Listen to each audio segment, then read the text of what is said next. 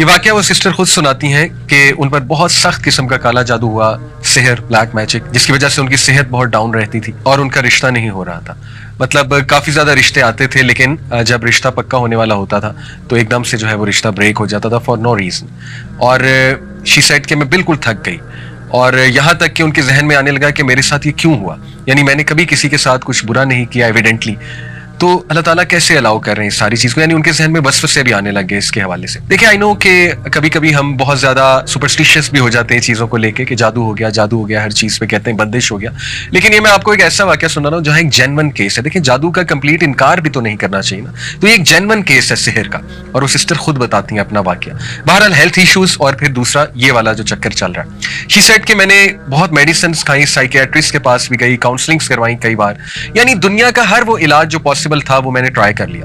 Even میں نے رقیہ بہت بار کروایا. رقیہ کہتے ہیں اسپرچل علاج ہے ایک, جس میں دم کیا جاتا ہے, اوتھینٹک دم ہوتا ہے, قرآنی سورز ہیں کچھ اور نبوی دعائیں ہیں وہ پڑھی جاتی ہیں. تو انہوں نے کئی راکیز سے جو رقیہ کے ایکسپرٹ ہوتے ہیں ان سے رقیہ بھی کروایا.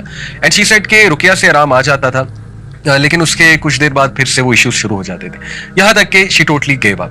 پھر کسی نے بس ان کو بتایا کہ آپ بس میرے کہنے پہ ایک اسکالر سے ضرور مشورہ کر لیجئے. شی سیڈ کہ میں ایک اسکالر کے پاس گئی جو مجھے ریفر کیے گئے, اور ان سے میں نے مسئلہ بیان کیا اور انہیں ساری ہسٹری بتائی کہ اس طرح میں ٹرائی کر چکا ہوں. ان اسکالر نے کہا کہ بیٹا آپ میرے کہنے پہ 10 چیزیں ٹرائی کرو, ہر چیز آپ نے ٹرائی کر ہی لی ہے تو چلو یہ 10 چیزیں ٹرائی کرنے میں کوئی حرج نہیں ہے, لیکن آپ نے مجھے پرومس کرنا ہے کہ آپ یہ 10 چیزیں کرو گی, اور during while you are doing that تو ہو سکتا ہے آپ کو بہت ڈی موٹیویشن آئے, بہت ڈاؤٹ آئے, لیکن آپ نے صبر کرنا ہے اور آپ نے جمے رہنا ہے انشاءاللہ, اور آپ نے کچھ بھی کر کے ان چیزوں پہ عمل کرنا ہے. شی سیڈ کہ میں نے ان کا ٹھیک ہے, آئی ول ٹرائی مائی بیسٹ, میں پوری کوشش کروں گی.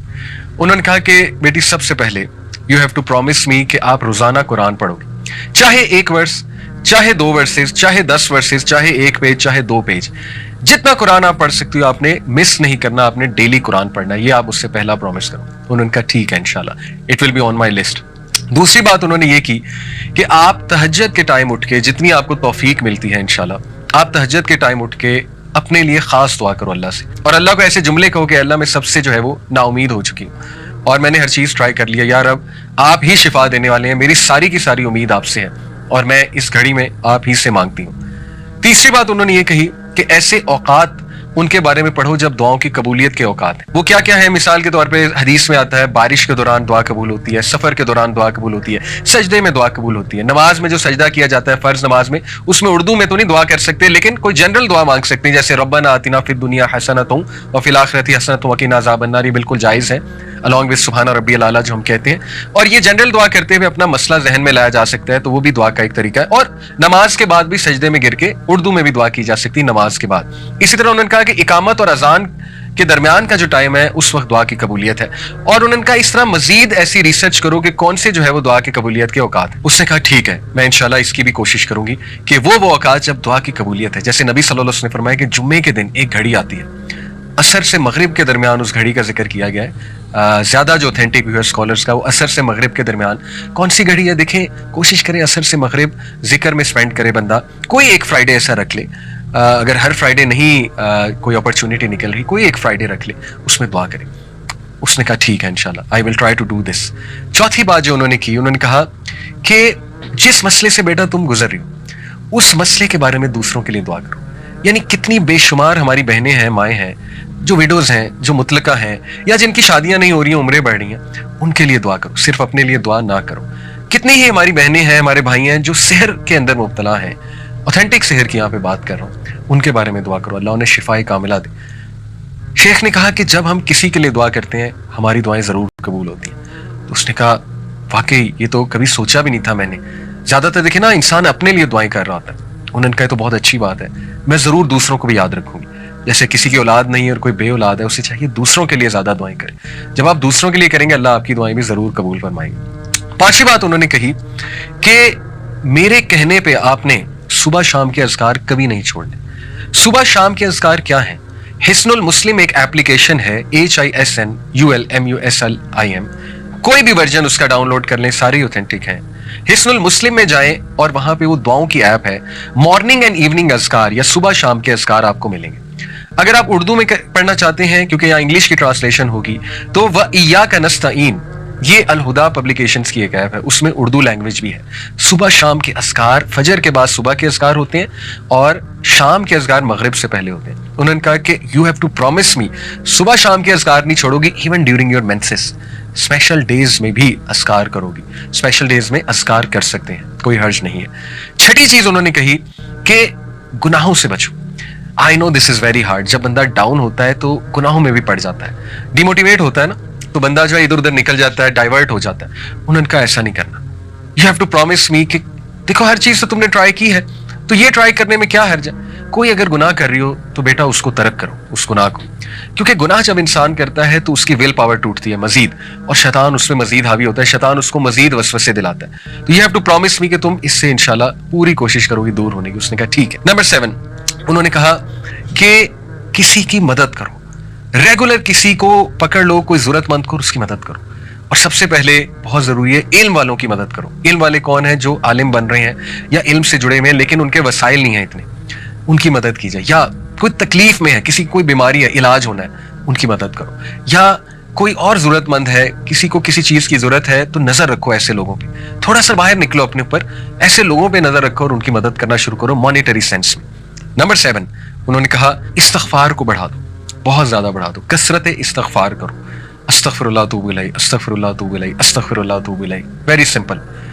یہ مت سوچو میری زندگی میں مسائل کیا ہیں, ڈی موٹیویشن کو حاوی نہ ہونے دو, بس ایک بار ذہن سے نکال دو کہ مجھے کوئی مسئلہ نہیں ہے, اور استغفار کرو. اے اللہ میری غلطی ہے, میری غلطی ہے, استغفر اللہ توب الیہ, استغفر اللہ توب الیہ. کیونکہ نبی صلی اللہ علیہ وسلم نے فرمایا جو کثرت استغفار کرتا ہے اللہ تعالیٰ اس کے لیے ریلیف ضرور نکالتا ہے, اور اسے وہاں سے دیتا ہے کہ اس کا گمان بھی نہیں جاتا. اور نمبر 8, انہوں نے کہا کہ مجھ سے وعدہ کرو کہ جب تم پہ شدید ڈی موٹیویشن, مایوسی اور غم حاوی ہوگا, تو اس دوران, اس مومنٹ میں تم نے وہ الفاظ اور وہ دعائیں کہنی ہیں جو ہمارے نبی کہا کرتے تھے.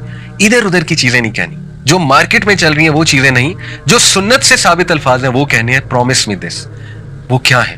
نبی صلی اللہ علیہ وسلم جب شدید غم میں ہوتے تھے, شدید کوئی تکلیف آتی تھی, ہمارے نبی کہتے تھے اللہ اللہ ربی لا اشرک بہ شیئا. اسی طرح ہمارے نبی کہتے تھے یا حی یا قیوم برحمتک استغیث.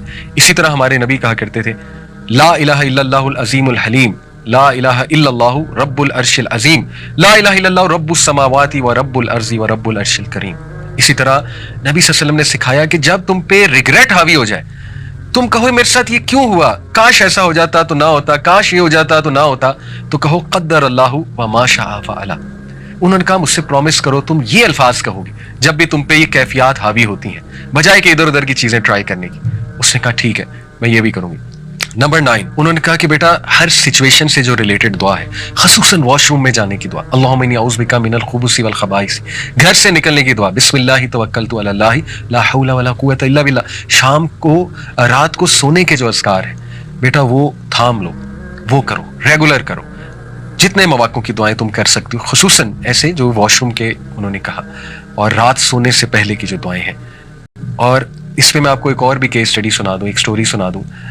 کسی نے مجھے بتایا کہ ان کو بہت نائٹ میئرز آتے تھے, حالانکہ رات کے اذکار بھی کیا کرتے تھے, لیکن انہوں نے کہا کہ سورہ ملک جب سے میں نے پڑھنا شروع کی میرے نائٹ میئرز ختم ہو گئے. سورہ ملک از امیزنگ. اور 10ویں چیز انہوں نے کہا کہ بیٹا اس دعا کو پکڑ لو, خاص اس دعا کو سخت تکلیف میں, لا الہ الا اللہ العظیم الحلیم, لا الہ الا اللہ رب العرش العظیم, لا الہ الا اللہ رب السماوات و رب الارض و رب العرش الکریم. یہ 10 پوائنٹس انہوں نے کہا کہ دیکھو تم نے ہر چیز تو ٹرائی کر لیا. اب دیکھیں کوئی سوچ سکتا ہے یار یہ تو اتنی لمبی ٹو ڈو لسٹ ہے, ہم سے تو پہلے ہی چیزیں نہیں ہو رہی. بات یہ ہے کہ جس کی جان پہ بنی ہوتی ہے نا, جو بہت زیادہ پریشان ہوتا ہے وہ کچھ بھی کرنے کے لیے تیار ہو جاتا ہے. ٹھیک ہے, وہ ہر ایک کے پاس کیا ہوتا ہے, اس نے تو پیسے کتنے لگائے ہوتے ہیں, وہ تو عاملوں کے پاس کیا ہوتا ہے. تو کیا یہ 10 چیزیں اس کے مقابلے میں کوئی بہت لمبی لسٹ ہے؟ میں تو نہیں سمجھتا. انشاءاللہ یہ 10 چیزیں کی جا سکتی ہیں, تو ان 10 چیزوں کو ٹرائی کریں. سٹوری یہاں ختم نہیں ہوئی. ان سسٹر نے کہا میں 1 مہینے شیخ کے پاس آئی 1 مہینے بعد, اور میں نے انہیں کہا کہ الحمدللہ میں نے وہ 1 مہینہ چیزیں ٹرائی کی ہیں, وعدے کے مطابق میں نے صبر کیا اور میں نے جاری رکھا ان چیزوں کو. اللہ نے مجھے ریلیف دے دیا, اللہ نے مجھے شفا دے دیا ہے.